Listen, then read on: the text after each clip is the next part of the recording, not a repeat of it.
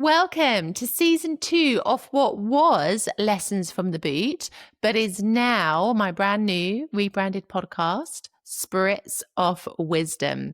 I'm so excited to have you here and welcome to my podcast studio. What do you think? Do you like it? It feels incredible to be starting season 2 as a video-based podcast because if you heard my season 1 finale of Lessons from the Boot, you will be all too aware that I realized it was time to change things. And, it was something I'd toyed with for a while because there is a lot of convenience about doing just an audio only podcast in the sense that you don't have to get dressed up for the occasion. You don't have to worry about where you are, your backdrop, etc. But the reality was video podcasts really are the future, and audio only podcasts, especially on platforms like YouTube, just absolutely tank. So here we are, season 2. And to honor the fact that this is a video podcast and that I needed to create a point of differentiation, especially on my YouTube channel, which also houses my podcast, I decided to create a format, which is where the idea of Spritz of Wisdom came from, because a spritz is one of my most favorite aperitivo drinks. And wisdom, because I hope that's what I impart on you through each and every episode. And also it's the wisdom that I learn living here in Italy. But it really helped me to get clear on something that would look profoundly different to my videos on YouTube and would help people to understand what was my podcast and what was my normal content under my Ms. Britaly umbrella. So each episode, every single week, is going to give you a little sip into my previous week here in Italy, the highs and the lows, because, I'm always keeping it real. Then you're going to have the full pour, which is the episode content in all its glory. And then finally, we're going to have a little chin chin, which is your takeaway and the lessons that you can apply from the episode to your own life. I'm so excited. So let's jump into the sip of this episode, which is my previous week here in South Italy. Now, I have to be honest with you, predominantly it was full of highs because I actually got to make this podcast studio and this rebrand a reality. Everything that you can see behind me, I ordered about 2 to 3 weeks ago when I knew that I wanted to make this happen. I designed my brand new podcast logo on Canva.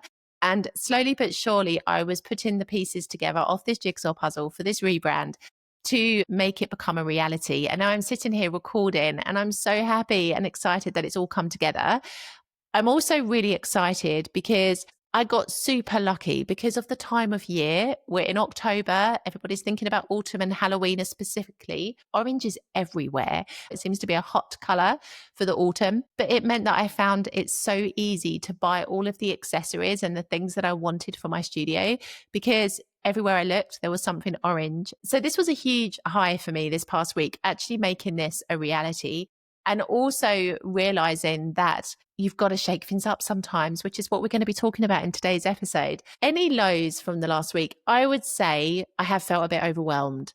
I felt overwhelmed because I'm doing a couple of different things at the moment. I was launching this behind the scenes and teasing it on my Instagram and on my YouTube channel as well. But then I'm also in the process of building an expat community called the Aperitivo Lounge. And now I can finally share where I think this rebrand is so smart because it ties a thread between the two other aspects of my brand, if you like. The expat community and the podcast come together because they're connected to having an aperitivo, having a drink, having a chat, all of this good stuff. I'm super happy. I'm building this expat community, the Aperitivo Lounge. I'll put the link below in the show notes if you want to go and have a look. But I'm doing that. At the same time, I'm relaunching my podcast. It was all a bit much. This past week, I really decided to start my expat community in November to give myself the breathing time to get on top of this podcast and get used to the new format and the video content, etc. Because now I have to edit videos as well. So there's a bit more to it. And then also give me time to work on the expat community so that I launched something of value in November. It is coming together, but I have felt a bit overwhelmed. And I would say that's probably my biggest low from the previous week. But I think the biggest high has been this, actually making this a reality. And, it was on my vision board for 2025 to have a designated podcast studio, but I could never, ever arrive at how I wanted it to look because podcast studios tend to look same old around table, the boom arms for the microphone, maybe some background lighting or I don't know, a plant or something like this. But I wanted mine to look different. I didn't want it to look like I just sat down and was about to record a normal video. So I think it needed time for me to decide on this format, to theme it in a way that makes it different to what I already create. And also, I will say, I'm happy with the fact that I didn't allow perfectionism to stop me, because you see this microphone here that you can probably just about see. It's actually a camera microphone. Disclaimer, this is what I used to record the majority of season 1 of my podcast. I have ordered a podcast microphone, but it's not going to arrive until the weekend. And so I was like, I'm not going to delay the launch of my podcast just because I don't have the podcast mic. This is just as good. I know I used it for season 1. So here we are, right? Learning to be comfortable with things being as they are and still making the best of them. It's a good lesson to learn. So let's get into the full pour of today's episode. It's all about the importance of shaking things up, because as I think is evident from what I've created here with my podcast studio, you've got to change things sometimes. And it's not easy to do. I mean, I've been quite frank in the sense that having an audio only podcast was simple for me, not having to worry about makeup and backgrounds and lighting and hair and all of this. But the reality was that all my videos used to tank on YouTube because they were audio only. There was no visuals for people to stay engaged with.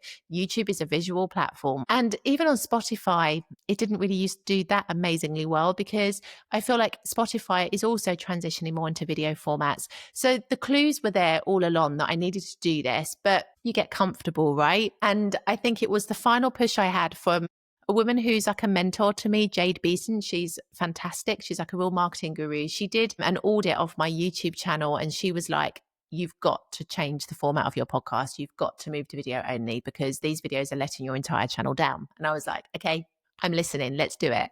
So I almost needed like that kick up the bum, shall we say, to actually change things. But it's this, isn't it? We get comfortable in life. It's not easy to change our routines and our habits, but boy, oh boy, is it necessary. I feel like this year for me has all been about shaking things up. We moved from Palermo here back to the Salerno province. I'm relaunching this podcast with a podcast studio that had been on my vision board all year. And, I'm working on this expat community, something I've been speaking about, since really the latter part of last year. And I'm working from home and pushing myself out of my comfort zone and leading a completely different life here in Italy to what I've ever led before. And I feel like on one hand, it is exhilarating to be doing things differently. But on the other hand, sometimes I struggle because I am a creature of habit. I like to have routines. I like to have structure. I like to know what's going to happen. And when you shake things up a bit, you lose all of that structure.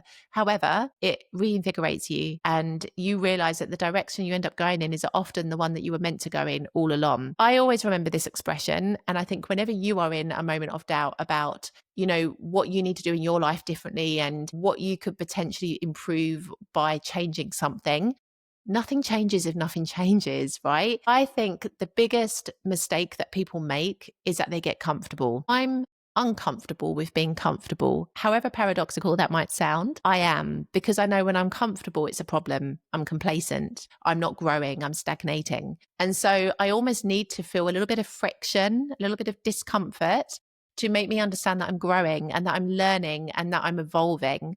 And I think this is what people kind of get confused by sometimes. They really latch on to this feeling of needing to be comfortable in order to feel like you've made it. But in reality, you need to shake things up and feel discomfort in order to arrive at the place that you really want to be at.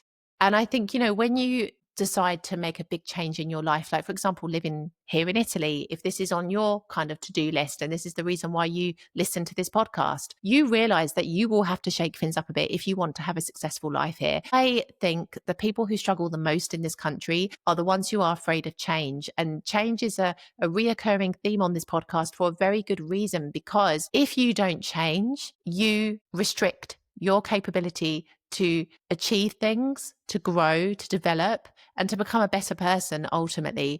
And there are so many people that are afraid of change because of all the uncertainties and the risks and everything that could go wrong. But what if everything went right? And this is really the concept that I've latched onto with all of the big things that I've shaken up in my life this year. What if things actually went right? What if stepping out of my comfort zone led me to where I was meant to go and where I really wanted to be? I think living here in Italy can make people a bit more risk averse. I've touched on this before, but literally in the UK, I was a lot more of a risk taker than I am here in Italy. I think because I don't understand still, even after 7 years, a lot of the bureaucracy here, a lot of the way the systems work, sometimes I like to just keep my life in a very simple way so that I don't have to stress myself out with unnecessarily so of bureaucracy and trying to understand things. But the reality is, you do need to shake things up and you do need to get stressed and you do need to kind of learn new things because otherwise you are not developing. And I think that is honestly one of the biggest hurdles that people that move to Italy face. They want to arrive at the place where they feel they are comfortable, but they're not willing to necessarily go through the discomfort that is really, truly required in order to arrive at a place of peace. Because I honestly think that if you're not willing to feel uncomfortable and you only want to feel comfort, you probably shouldn't move here to Italy. It's the biggest thing that's going to shake your life up first and foremost is actually living in this country, but also organizing your life and setting your life up and going with the flow more and adapting to new routines. It's a challenge at times and it still can be a challenge many years down the line. And so I want this chin chin for today's episode to be take a look at your life. What are some things that have been the same old for, I don't know, many years, months, weeks, however long it may be? Do they still make you feel good? Are they still working for you? Are they taking you towards where you want to go? This is something I heard in a podcast today, which was actually really interesting. Is it helping me to grow? If the answer is no, how can you shake things up a bit? What can you do differently? How can you approach the situation from a different perspective? Because honestly, this is the key to life, shaking things up, doing things differently. And there's always risk. Even with this podcast rebrand, there is risk that people won't listen to it, that people won't be interested in the new format. But for me, the desire for change and the desire to move into something that felt aligned with myself was far greater than the risk of losing audience members, because I know that if I lose those people, they were never really aligned with what I was doing in the first place, because the whole content that I produce every single week in this podcast is essentially going to be the same. It's only the format and the way I deliver it that has changed. So I think it's interesting, right? You've got to understand what's more important to you, risk and worry of the outcome or arriving at the place that you want to arrive at. And, how can you make essentially that happen in your life by being that little bit more daring? I'll see you in next week's episode.